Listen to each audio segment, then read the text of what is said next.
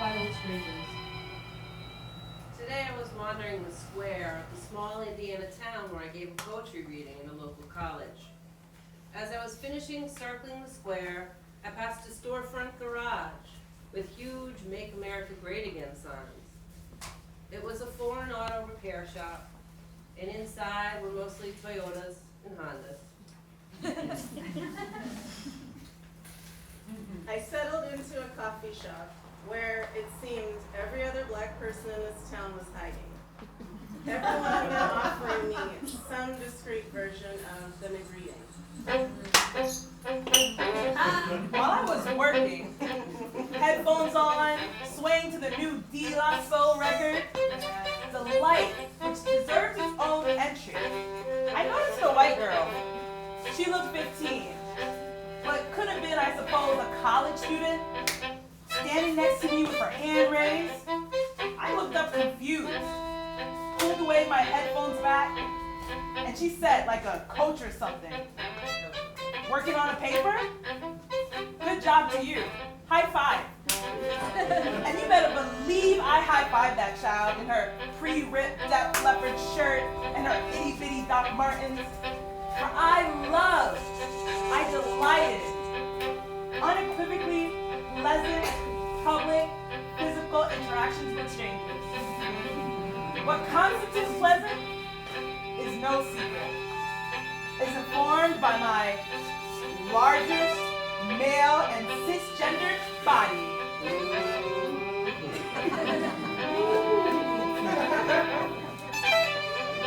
A body that is also largest, male, cisgendered, and not white. In other words, the pleasant, the delightful, are not universal. We all should understand this by now.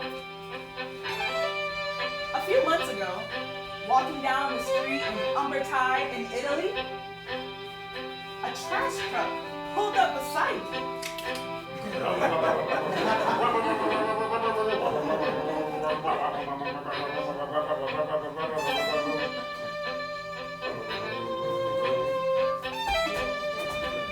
And the guy in the passenger seat yelled something I didn't understand.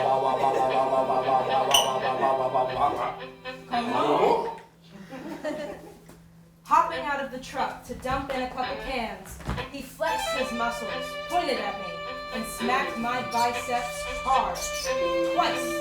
I loved him. Or when a waitress puts her hand on my shoulder, forget it if she calls me honey, baby even better. Or someone scooting by puts their hand on my back, the handshake, the hug. I love them both.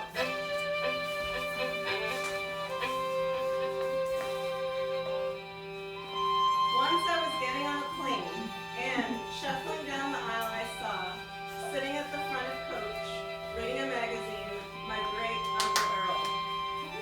I got down on my knees and put my hand on his forearm and said, "Uncle Earl, it's me, Ross." He looked at me kind of quizzically, as did the woman traveling with him, who did not look one bit like my Aunt Sylvia. Which made me look back at my not Uncle Earl, who looked maybe like my Uncle Earl's second cousin 20 years ago.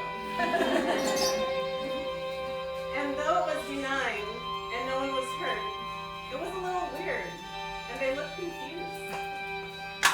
All the same, given as Uncle Earl died about 6 months later, I'm delighted I got to see him and touch him gently, lovingly,